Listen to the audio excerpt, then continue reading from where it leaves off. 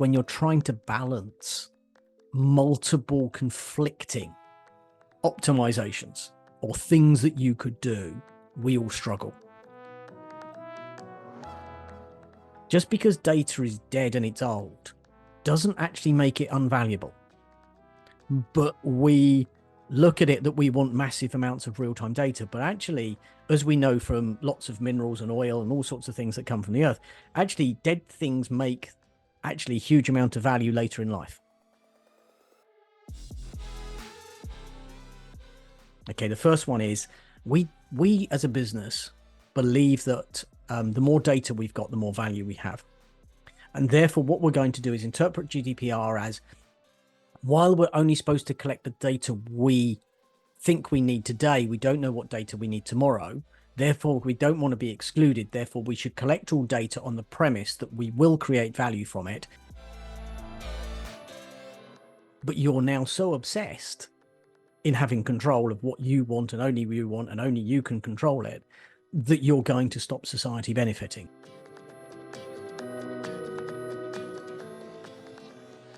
Hello everyone, I am Sergio Maldonado and this is Masters of Privacy, a set of interviews covering the intersection of marketing, data, privacy and technology with a clear goal in mind, which is redefining the relationship between people, brands and media around transparency and control. Which is to say, we're aiming for real customer centricity, or if you will, human centricity. We regularly talk to DPOs, CMOs, CDOs, and whoever else we find interesting and able to share valuable insights. So we hope you like it. Please do reach out if you have any ideas on future topics or speakers.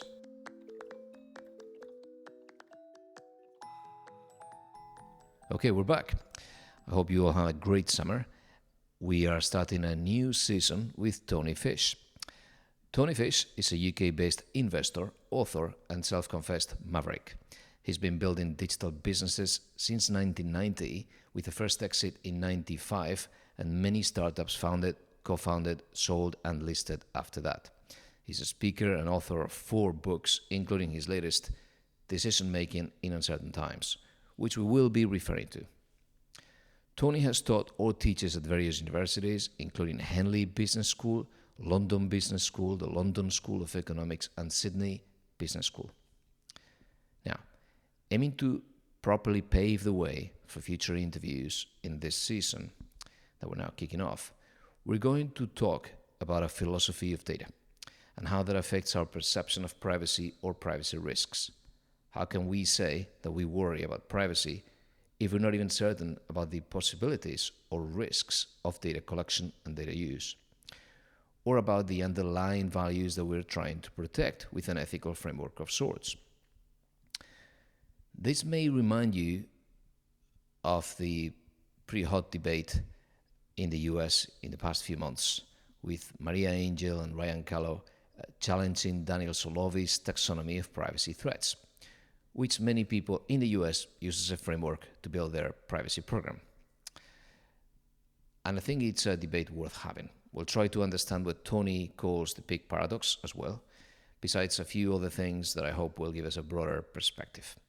In short, let's say that we're zooming out a little bit before we can zoom in into very specific day-to-day topics, so that we can all be ready to ask better questions, in Tony's words. Let's go for it.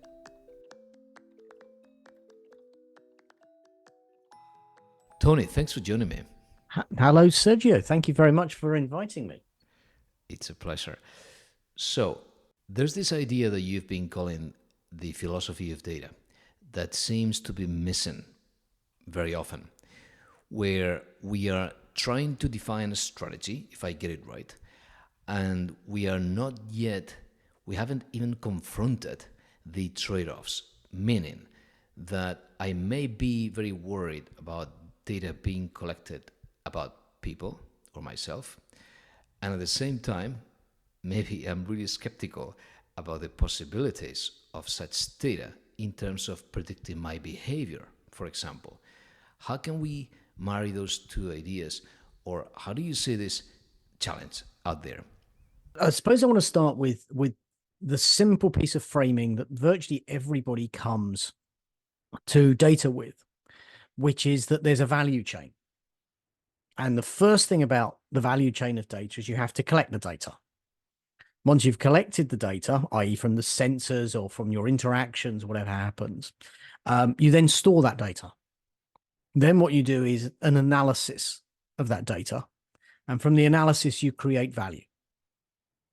Then what you want to do is create feedback loops to determine if the value or the nudge or the way you interpreted the data was correct or not correct. And so there's a self-iterative learning process, which either then forces people to change, and therefore you learn that, therefore you've got more data, or they don't change, and therefore you learn why, therefore you try to find the value which they did want, but you didn't actually manage. So we have this value chain analysis, which is where most people come to it. They go straight in, collect as much data as we can, store as much data as we can, do as much analysis as we possibly can, because reality is we don't know where the value is, and then create the feedback loops.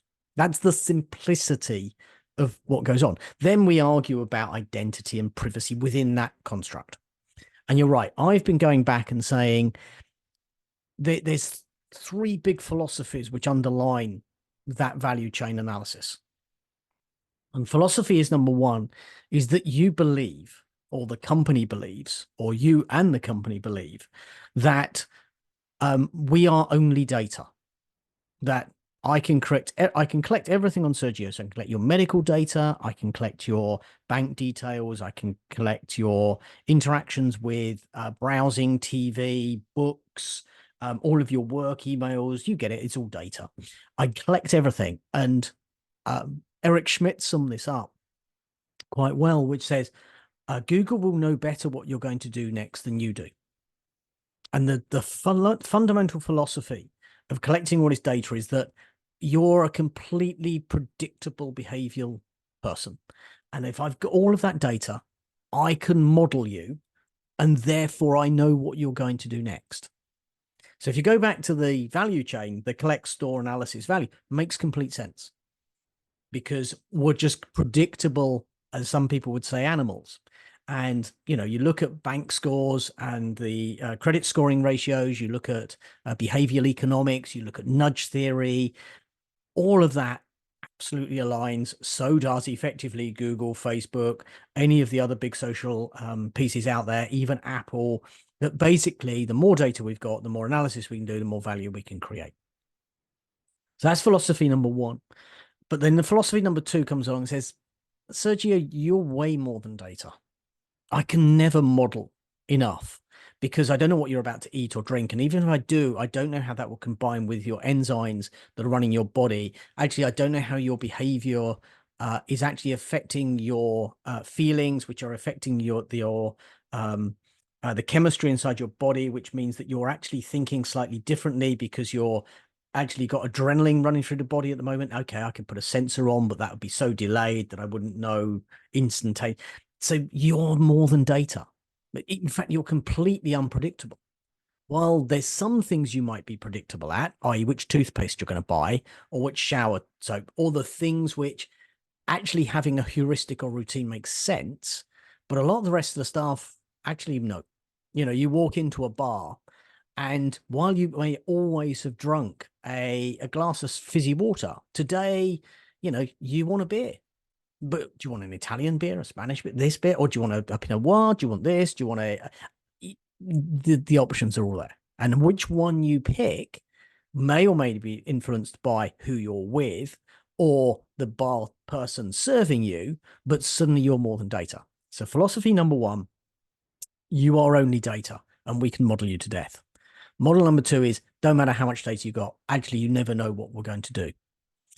Model number three comes along and says, actually, all this data idea is complete rubbish. Sergio and Fish, you're wasting your time even thinking about this stuff, because basically I take my spreadsheet, I basically crack out the numbers, which justifies the business plan that I believe in.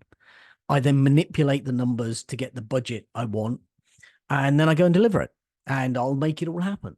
And all this idea that, you know, you can collect, store, analyze, and create value from data is just rubbish. my incentive says deliver that, I'll go deliver that, and I've made it all up anyway. So you're actually completely agnostic. But what you're agnostic to is not believing you can be modeled or not modeled. What you're actually agnostic to is the consequences of you just manipulating data to get the outcome you want. So the straightforward piece is the value chain, which is where we all come to it: collect, store, analyze, and create value. But the philosophies that sit below it are the piece we're not really spending enough time with. And the reason I'm writing about it is I think a lot of people are finding conflicts in themselves, that they're working on projects, particularly in larger corporates and companies, and they're going, it kind of like the philosophy you're going down the route of doesn't align with mine. And you're creating these tensions and conflicts internally. And you go down the pub and you share what you're doing, or go down to the cafe, and people look at you going, you're doing what? If you thought about the consequences, and it's just like, we haven't got the ethics and the moral frameworks. We're not quite sure. And that's why I think we should go back and just check, what do you believe in? Now, there are three models. There's actually 7, which I've created. And I say created, I'm sort of playing with, which are fairly generally accepted, which make people think. And the purpose of this is, it's not about being right or wrong. And it's not saying one is better than another. It's actually, what do you believe and why? So that's what I'm playing with. Is it maybe that we are terrible at facing trade-offs? So I've been trying to explain the drama that we have these days with publishers collecting data, asking for consent for a million things, what's happening in advertising, ad tech. And it's very hard for someone to understand the long-term, or accept, or even go through the long-term implications of something like basic data collection for ad targeting. For many people, this is very, very innocuous. It's not going to go too far. So we know that if something goes wrong, someone will be pushing the wrong ad at us. And that sounds, pretty simple and pretty inoffensive. But some people are already taking that to the extreme. I believe in some circumstances, I do see an additional threat in the fact that I do not believe, for example, that human behavior is predictable, but I do see in certain spheres data, especially when it's not accurate, in fact can even be worse, can affect your future freedom. And if there is a connection between those different buckets, for example, a very inoffensive bucket which only decides which ad I'm going to get, and another one that could be quite significant, like the tax authorities chasing me for something I haven't done, or my ability to get health insurance, then I do see the risk. But having to face those trade-offs as an organization, right? It also means we need to align our fears and beliefs, which are pretty, personal. Yeah. Right? Isn't that very complex? So you hit on all sorts of just fascinating things to unpack. No, it's so rich as a question that actually we're never going to do it justice, because you go into how do we know the data that we have has several properties. Okay, the one is, okay, how do I know I can trust it as true? But even that is a philosophy, because your truth and your opinion of what is true is different to somebody else's, particularly in politics. And we see that very much in the UK and the European and the American elections. So your ideology of truth doesn't make it an absolute. Then you've got this question. So you can then, for some people, information versus misinformation, and they swap sides continuously. So then you've got this point about the attestation of data. How do you know the data? Even if you don't believe the fact of the data is true or not true, how do you know that actually the person who said they created that piece of data actually did create that piece of data? And with the AI stuff that's coming along, you can see an image of, say, Barack Obama saying something, but how do you know it was Barack Obama saying it at that point in time and you've got the context right? So we have a second layer of that. And then the provenance, that actually, that can you prove any of this? Then you've got the next part of it is, do you have any rights? And this unpacks so many issues around it. What I want to go back to is that within also the philosophies of data, that, we are only data, we're not data or agnostic. There's another piece of that, which is data can be dead, data can be alive, data can be living, and data can be never alive. And the reason for saying this is dead data, very much like dead animals made oil. Just because data is dead and it's old doesn't actually make it unvaluable. But we look at it that we want massive amounts of real-time data. But actually, as we know from lots of minerals and oil and all sorts of things that come from the earth, actually dead things make actually a huge amount of value later in life. So we don't know if dead data actually is non-valuable. Data that's alive, i.e. real-time data, the instantaneous, you just said it. How do you put a piece of advertising to somebody to see if they react or not react? So there's bunches of alive data, which is just as valuable as dead data, but it's completely different. Then you've got living data and non-alive data, and I've broken them all down in another place. I'm going to here. The purpose of this is about something called ontology, how you structure the data. So to answer your question, if we're going to talk about data, we've got to talk about ontology, which people just fade over and go, this is rubbish. Why? We've actually got to talk about data philosophy, and people just go, well, that's boring and old nuts. We've got to talk about the attestation, the provability. How do you know what is true is true? Anthropology. People don't like this stuff because it's really hard.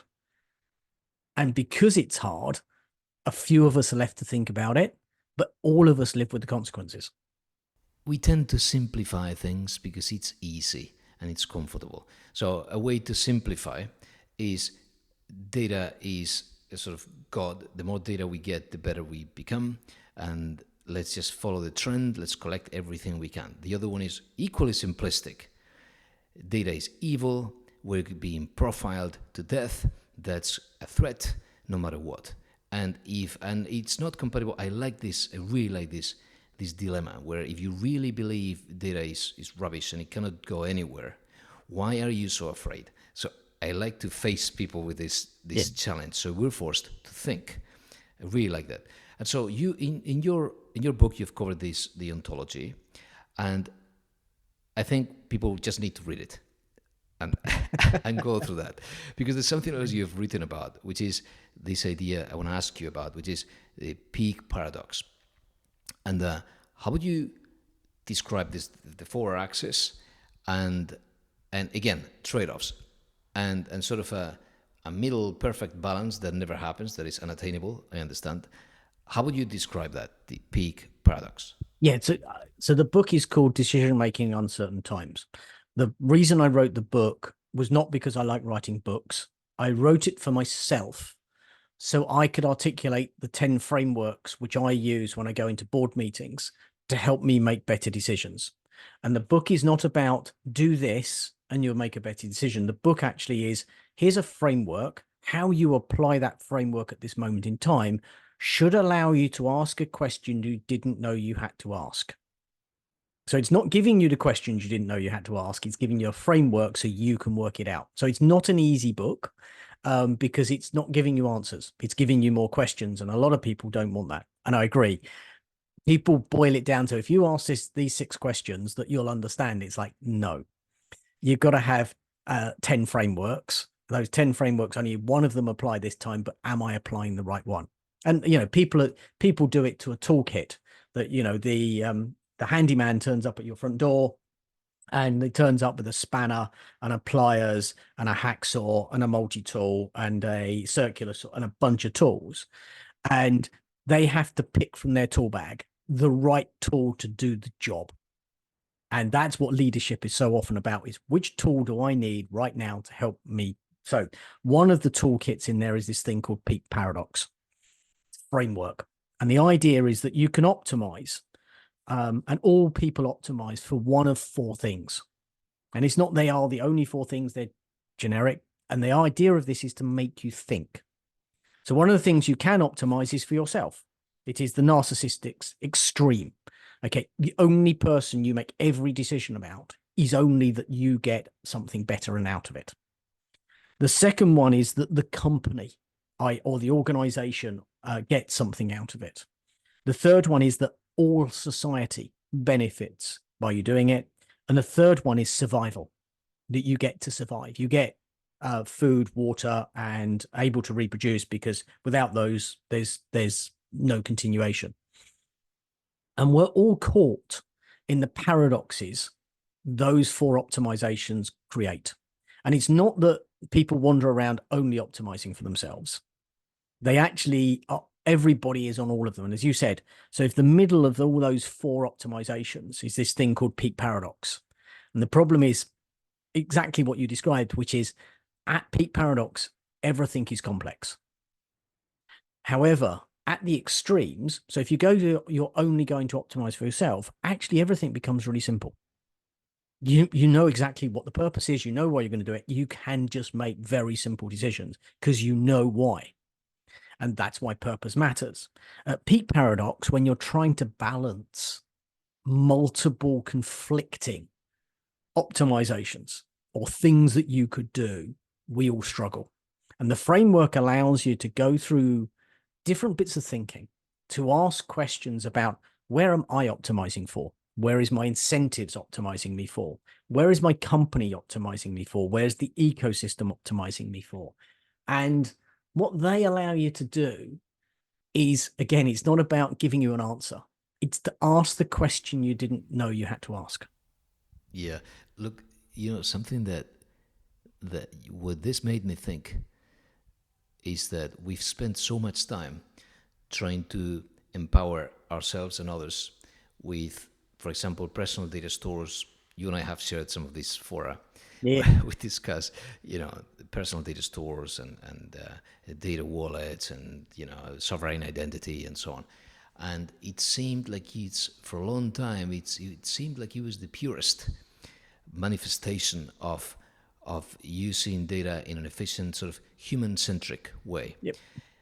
When I look at your peak paradox diagram, I start thinking that maybe it was quite a selfish approach, or in a way, it could be quite selfish because it is individualistic, in the sense that all of these dreams that I've had for many years, and that I still keep, right, to a certain extent, where everybody keeps their data within their own sphere and then expose their needs or interests, on a per need basis to advertisers or, retailers and so on, that it's so individualistic, it's not taking into account the group and the fact that sometimes when we centralize the decision or identity or even data collection, data access, we may be serving a higher purpose. Then with the additional challenge that there needs to be some governance. Have you faced that dilemma? So yeah, one of the articles which I've written up, which is called Mapping Identity and Privacy on Peak Paradox. And you're spot on. When we consider my privacy and my identity, it's about optimizing for me, which is very different to what the state values as privacy, which is different to what privacy is valued by society. And actually, the way law is written, law currently favors society and state to individual for a whole bunch of reasons. Then you've got the whole piece around commercially sensitive information, which actually has a completely different optimization, which means, therefore, both functional ID and emergent ID exist in very different worlds when you start to break this down. And the purpose of putting these on the framework is not that you suddenly come up with aha, I know what to do. It forces you to ask questions which are uncomfortable, because that helps us towards better decision making. So there's no answers in this stuff. And this is why I love talking to you, Sergio. You're not trying to seek an answer. We're trying to seek questions we didn't know we had to ask. Yeah, we realize that we've been simplifying all along, and this is good. And so let me then ask you something else. So something even more specific and landing on things that we're dealing with every week, on the podcast and with the law, compliance, or something in a way much more boring but very specific, which is when you talk about this facing this mantra that more data is always better, right? And how leadership faces that. We come from a world where we've learned that this was it. This was the way to approach strategy. Let's collect more data, even though we do not yet know the purpose of collecting such data, right? Which these days now we know is a huge risk in terms of privacy compliance, data protection, even security. How do you see a way out of that, or an evolution, or is there a maturity scale of sorts that we could apply to, I don't know, to escape this mantra? How do you see that? Yeah, again, it's a fascinating question because it unpacks a huge number of ways we could go with it. And I'm going to go back to the value chain, the collect, store, analyze, and create value as a simple proposition that we've put out. And obviously, within the context of there's different philosophies that underlie it. But then you're right, there's another layer. And the next layer comes along and says, I've got two ways and I can interpret GDPR. Okay, the first one is we as a business believe that the more data we've got, the more value we have. And therefore, what we're going to do is interpret GDPR as, while we're only supposed to collect the data we think we need today, we don't know what data we need tomorrow. Therefore, we don't want to be excluded. Therefore, we should collect all data on the premise that we will create value from it, and we will justify the term that we're going to put into the privacy statements and the GDPR compliance that we can collect as much data as we possibly can. Which sets up the immediate conflict of where's privacy by design? Yep. And these come to a way we've come to data, which is, and I use the analogy of the people who come into war, the people who tend to win wars are the ones who have the best information. Well, that's the way it's been phrased. If it's true or not, there's a whole another argument, but it's the way it's phrased. So the more information you've got, i.e. the more spies you've got, the more intelligence you've gathered, the better you will be able to make decisions, and the better you will get, the outcomes which will go. So you go I think sorry to interrupt you. I'm just thinking of Genghis Khan and Churchill, and I'm just thinking it's not that. It's about whoever can lie better. Sorry. Yeah, no, you're spot on, because that's back to something you said earlier on about misinformation. Because actually, and actually, so much been celebrated in D-Day landing in the UK in the last few weeks, and so many of the stories this year particularly were about all the people who did misinformation. And there was this fantastic story of a woman, and apologies, I don't know her name, who basically was a diplomat who was a socialite who went over to Germany, socialized with lots of the German officers, gave them completely the wrong information. So she was a double spy, feeding the wrong information. So lots of the German troops were sent to the south on her knowledge, but she was basically lying. And it's like, this is nuts. Anyway, back to more information is better. More information is better if it's good information, which is back to a piece we went through earlier. But that ideology came into business. The more spies you've got, the more information you've got, the more intelligence you've got, the better off you will be. Then you looked at any of the largest companies around the world at the moment, and they've all got mass amounts of data. So it's a very difficult story for you to stand up and go, well, we want less data. Because everyone will look at you, and I say this in a lot of boards, why do we need this bit of data? And I'm just told, we might need it, so don't be critical. And it's a very difficult, because the bow wave is, let's just get as much as we can. So yeah, I write a lot that actually the dangers that we have just taken and ignored everything that we've put up as boundaries and just bowled along with it. And because we've bowled along with it, it's now become sacrosanct. You're not even allowed to challenge the philosophy of what are we going to do with, why do we need this data? What's the cost of having this data? Now, go back to the last philosophy, the unintended consequence of the agnostics, which is we all suffer data breaches. So I now, I and millions of others, they have their identity stolen. So what happens is we live with the consequences of people who took another decision that there was value in data, stored it, got a breach, and they don't have the problem because the fines are insignificant. I'm the one who has to deal with all of the admin problems because somebody else decided that actually that was the right strategy. And I think we've got this massive mismatch. And I think this is why a lot of people feel this tension internally. And, we're seeing this at the moment where Apple are playing a very clever game of saying everything data is on your device. And it's all untrue. It's so untrue, but the world wants to believe it. And therefore, if you market and say it is true, the world will believe it's true. And people will come up to me and say, you're not Apple is now sacrosanct as the privacy. And it's like, guys, you're completely nuts. You're so nuts. But you are so obsessed by that has to be true. You want it to be true. If you challenge the paradox that you're an Apple lover, you believe that actually that's challenging who you are and what you believe. And therefore you're going to go into defense mode. And that proves how unpredictable and emotional we are. Yeah. That in the end, that proves the point, right? So Apple, they believe in this Apple brand. This idea of local data, contextual AI, how can it all be local? I think that's a very good last question for you. How do you see that? Well, back to this idea about individualism again. So if you want to optimize for yourself, okay, and you're going to protect yourself, what you're turning around and saying, I don't value society.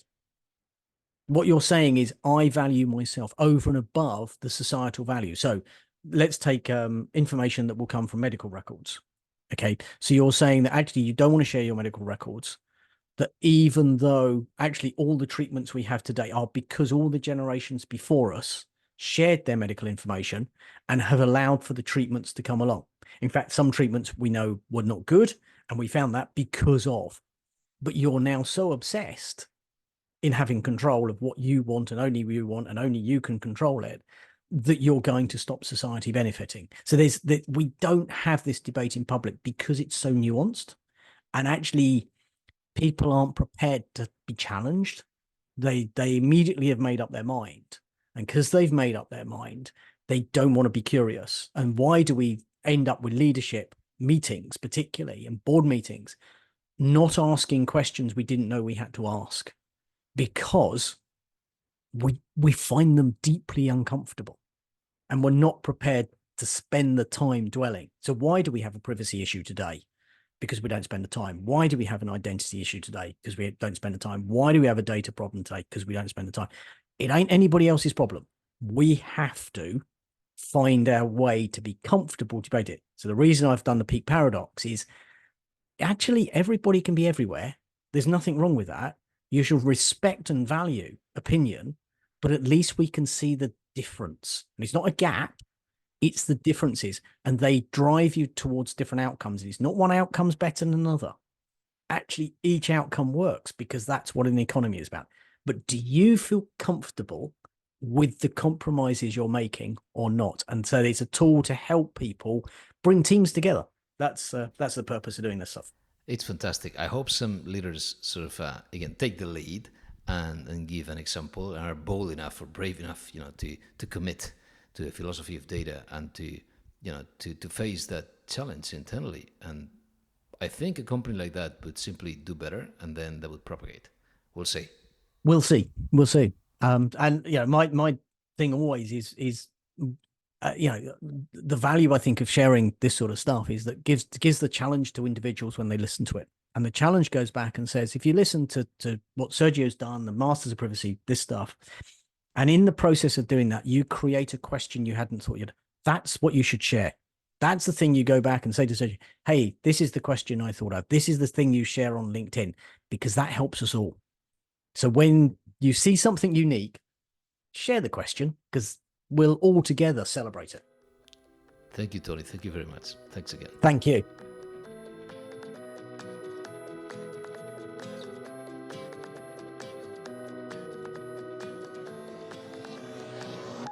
Okay, that's all for today. Please follow the Masters of Privacy channel on LinkedIn if you want to find some interview transcripts, cheat sheets, and other useful resources and surprises every now and then. On top of that, episode notes and other feeds are available on mastersofprivacy.com. Thank you for listening.